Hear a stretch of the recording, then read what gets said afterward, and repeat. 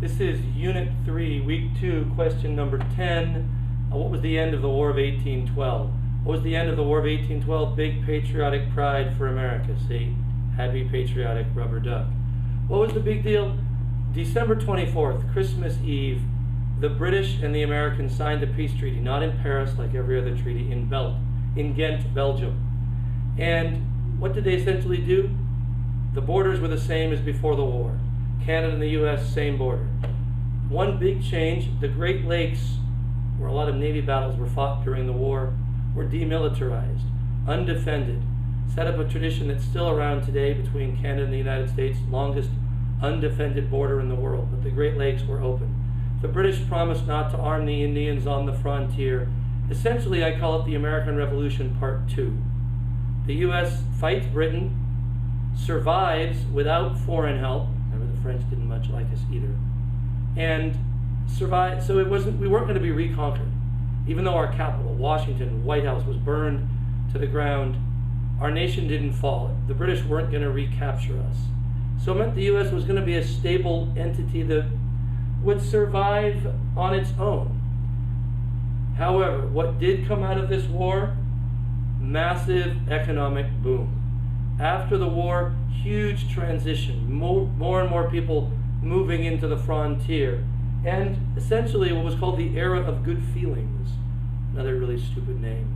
But the political party, there was only one political party. The Federalists are dead. A party of the rich elite, not going to happen again, not going to exist. The Democratic Republicans are it. So it's one party, national unity, and an economic expansion. And what's the thing they're building? People are excited about canal. I'm not joking. Canals. So much. Look at this. Enlarge the canals. Breadstuffs of the Great West.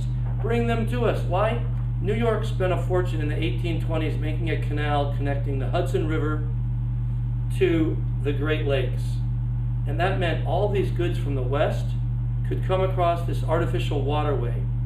They dug through a mountain, and they literally had mules pulling barges, pulling foodstuffs and goods.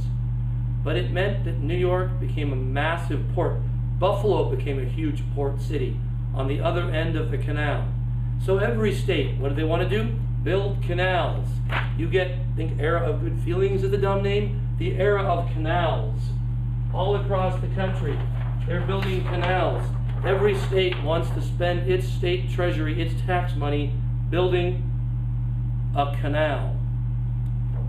On top of that, the other thing, they're building roads.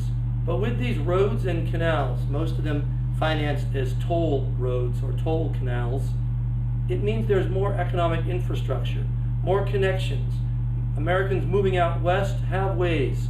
The national road is built to bring people across the Appalachian Mountains. More and more movement into the interior, economically networking the country in the aftermath of this war. So what was a war fought to grab new land ends up stabilizing our borders where they are, but allowing Americans to go off and launch their manifest destiny, exploring the lands into the internal part of the country. And that's it from some guy in an Aloha print shirt.